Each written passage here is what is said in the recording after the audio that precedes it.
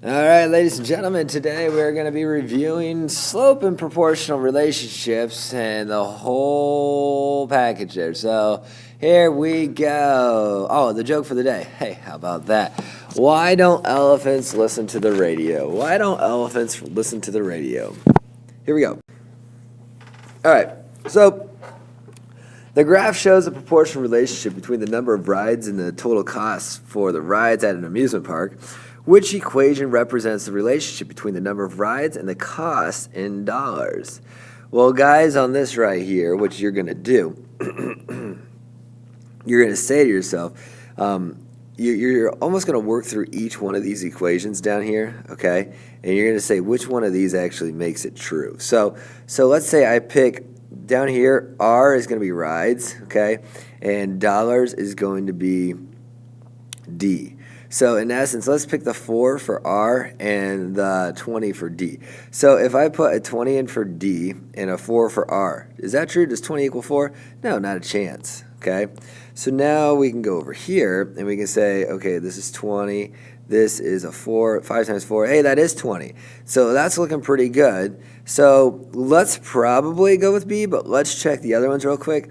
If I put 20 in here, 4 plus 5 is not 20, and then that's actually the same thing. That wasn't supposed to happen. That was a mistake. Either way, not a big deal. It's going to end up being B on this because the rate here is actually $5 for one ride. And so it's $5 for one ride equals the cost is what's going on there. So that is our equation. Let's move on to the next one. All right, on this one, this is what's the unit rate of the graph above. So on this one right here, it's the same graph, but you can find your slope first, and your slope would be, if you went off of this point right here, it'd be up 20 over 4, and the unit rate is whenever the denominator is 1. So if you divide by 4, you're going to see 20 divided by 4 is 5, so that's 5 over 1. So $5 for one ride. So that's going to actually be B. All right, let's go to the next one. On this one right here, the graph shows a proportional relationship between the number of rides and total cost for rides at an amusement park. Which of these statements is true about the graph?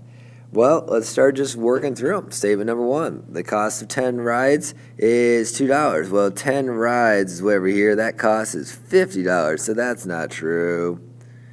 Part B, the total cost of 11 rides is $60. Well, 11 rides would be here, and oh, that's really, really, really close to 60, but it would be $55 is really what it is because it's $5 per ride. So not B.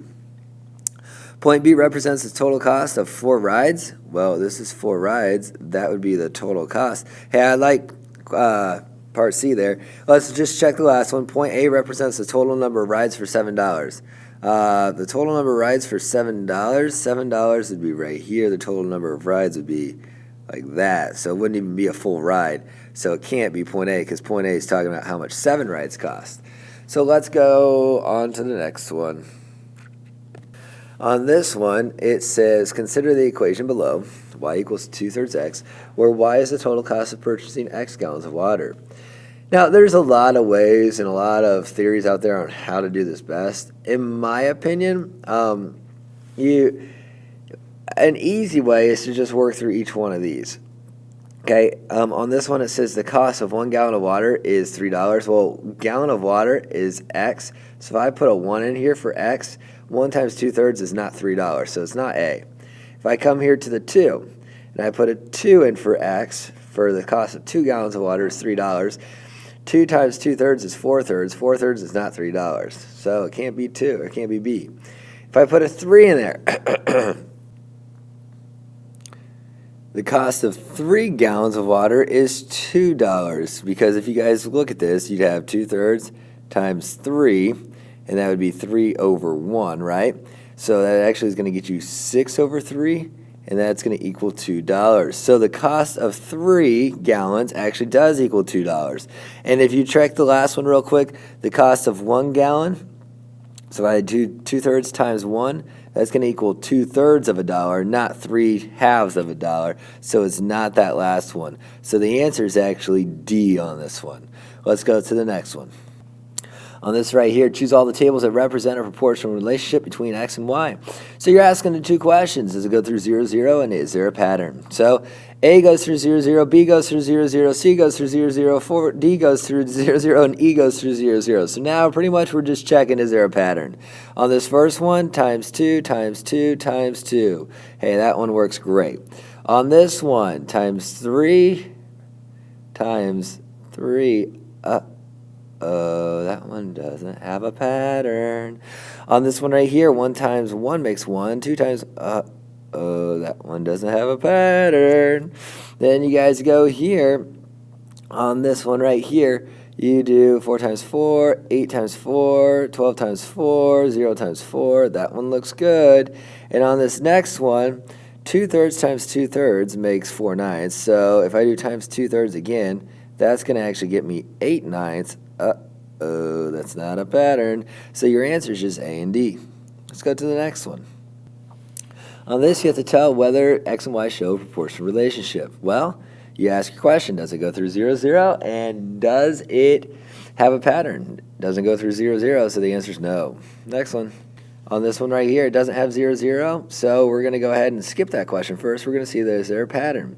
I see times 6, I see times 6, I see times 6, I see times 6. That's good.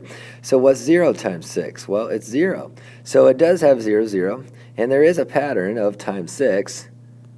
And so your equation would be y equals 6 times x, and that would be a yes. Next one. On this one right here, is this a proportional relationship? Well, remember it has to fit the form of y equals kx, so we want to try and get y by itself. So if I add 9 to both sides, that gives me y equals x plus 9. That is not y equals kx, so that's no.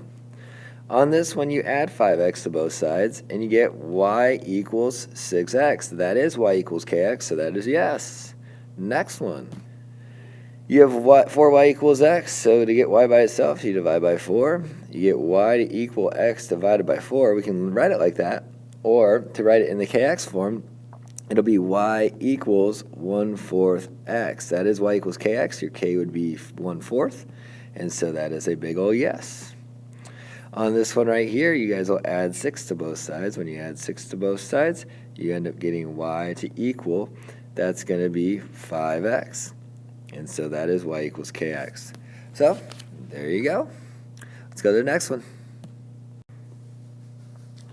On this one, we have Mrs. Eaton. She made a graph of her constant running speed, and we're going to find the slope of the line. The slope of the line is the rise over the run. So in this case, if I go from right here, how much did I rise? I rose 1, and I ran 12. So that is a rise of a run of 1/12. Next one. On this, it says, explain the meaning of the slope as a rate of change. Well, we had 1/12. This is 1 mile and 12 minutes. So we need to see which one talks about that.